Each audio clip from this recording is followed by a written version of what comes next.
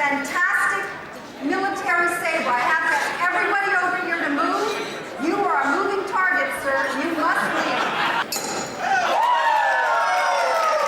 right. Since you're the general, I'd like you to choose a cavalry officer in your organization that I can teach to do the same thing. What do you think about it? Any special skills they need? Oh, absolutely. Now, while they could have a good tennis arm or a good golf swing, what really would be great is if they played polo. A polo player? I got a polo player. You're kidding. No, I'm not kidding. Vincent Chase, Dave Poland, come on up here. Dave. What you want to do is hold it like this and go with the dull end. Yes, you have to hold it. That's right. You're going to start here and you're going to aim for this neck and slice it right off. Come on. Can I get a 1, 2, 3? 1, 2, 3. We're pleased to have the diva with us this morning, Christine Ansbacher. Thanks Good for morning, coming everyone. in. You know, one thing that always happens with me, what do you do with a stubborn cork? Here's what you do. You get a cork pop. Watch this. 1 second. Holy cow! That easy. A corkscrew is 16th century technology. Why would we use that when you have a cork pop So that just sucks that baby out of there. It has a canister of inert gas that wow. when you put it in and squeeze it, Oh. the gas forces it to come up in 1 second. With the holidays coming, we need quick ways to open. I'm Christine Ansbacher. I'm so glad you could join me this afternoon. The name of our tasting is New World versus Old World. New World, California, what you're used to, are fruit bombs, big, juicy wines with a lot of fruit. We love that. In France, that same wine is subtle, and it has more flavors than just fruit. I'm serving them to you blind. You're going to decide for yourselves and say, well, now I know the difference between these two styles.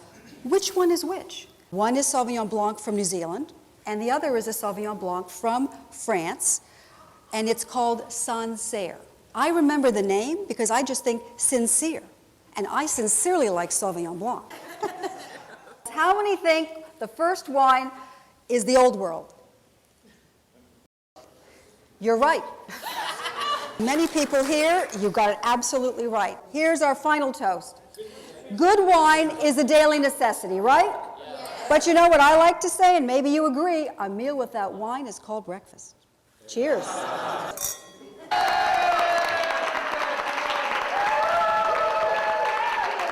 You can actually buy a $10 bottle of Cabernet and turn it into a $30 tasting wine, right? Absolutely, and all you have to do is play tag. TAG stands for temperature, aeration, and glassware. Any one of these three, but all three together, will make your wine taste super. Okay. So What you need to do is first throw a temperature tantrum. What you need to do is take a room temperature bottle at 70 degrees and send it skinny dipping for about 10 minutes in an ice bucket. Okay. That brings the temperature down to what a wine cellar would be. After 10 minutes in an ice bucket, you take this Cabernet out and then you aerate it. You limber it up by pouring it into, even if it's an orange juice pitcher, it doesn't matter. All you're trying to do is see those bubbles at the bottom? Yeah. That's what you want to create. Then you're ready and you reach for your big red wine glass. Okay. Then when you pour it in, you're getting more aeration. You're softening it up even more. Look at all those bubbles.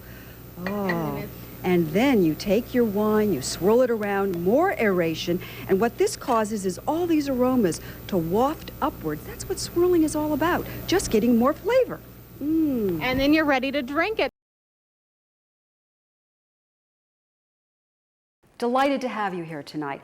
The name of our tasting is Champagne Celebrities, from 1600s to today.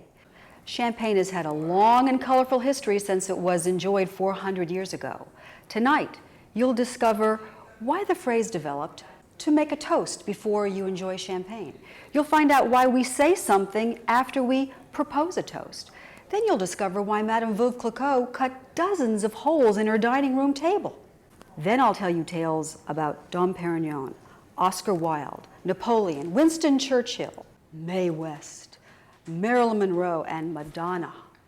All of these people enjoyed champagne, and they have something to say on the subject. How do you avoid that red wine headache so many people complain about? Two solutions. One, it may be caused by the antihistamines on the grape skins. So what do you need to take? An antihistamine, non-drowsy.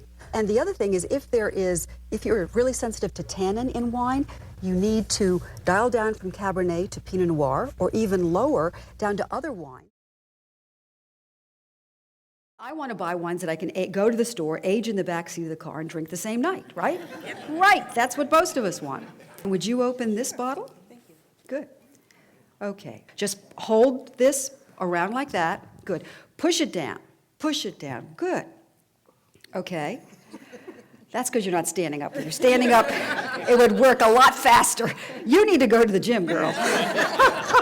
You have to press down on it. Yes, that's it. Yes! Look at that. Is that amazing? That's awesome. Have you ever swirled before? Yes.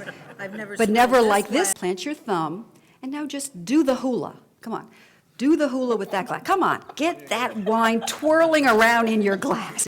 And don't forget my motto, a meal without wine is called what? Breakfast. Thank you so much. Look at the wine stains, Oh, but yes. you've got some tips for us. Yes, I do. Okay. Club soda will not do you any good. Are what you you serious? need to do is make a solution of high acid products, either lemon and water or white vinegar and water, or just pull out that bottle of Sauvignon Blanc. Yeah, But if you're lucky enough to have this new product called Wine Away, yeah, Wine Away's great. Not that I know anything about that. we're going to put this on, and in a minute we're going to come back to this stain, and you're going to see it will vanish.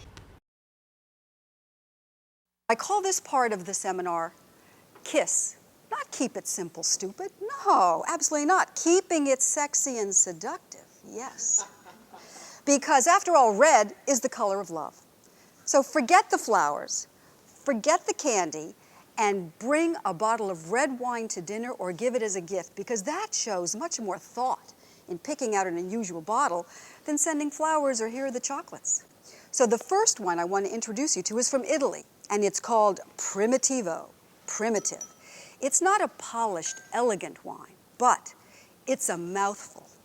And it's very inexpensive, very reasonable, about $10 a bottle. This is a beautiful alternative to Cabernet. The name of the grape is Tempranillo, temperamental.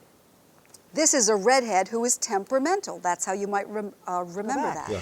And you know, leftover wine is like house guests. It starts to fade after a day. starts to go bad, It right? starts to go bad. So we need to find ways to save our wine so that 5 days later it's still fresh. And you know what? Here are two ways sitting in our refrigerator right here. The first is take a screw cap and empty out the contents of a Perrier bottle or a beer bottle, wash out the bottle, dry it, and then use that. Oh, to store your wine? Yes, to store your fill it up wine. with wine and screw the cap back That's on. right, And then because because you know they're airtight. Right. Oh, yeah. Excellent. Okay. See? And then these are even better, huh? That's right, the beer. And manufacturers of sparkling wine and beer know that if they will need to preserve their product for 5 days, 10 Right. days a week, this is Do what that. they need to Now, use. what's this little fella right here? Oh, well, I'd like you to try that. Okay. Oh, This don't is point it called, at oh, me. sorry, the wine reserver. Wine preserver. That's right, it's private preserve. Okay. And it's actually inert gas that we're going to put in here like this, spray it. On top And what of the it wine does that's on already top in of the there. wine, Uh-huh. so actually this inert gas is like a blanket on top of the wine, and I've just tucked the wine into bed. And it locks the air, the oxygen out, so That's the right. wine is preserved. Absolutely. Okay, do you consider, I think I know the answer to this, wine an aphrodisiac? Oh, I certainly do. Because? Because it not only livens up your taste bud, it sets the mood. It helps you relax. It's actually a catalyst to transform a hurried meal into a dinner that you linger over, relaxing, getting you in the mood for love.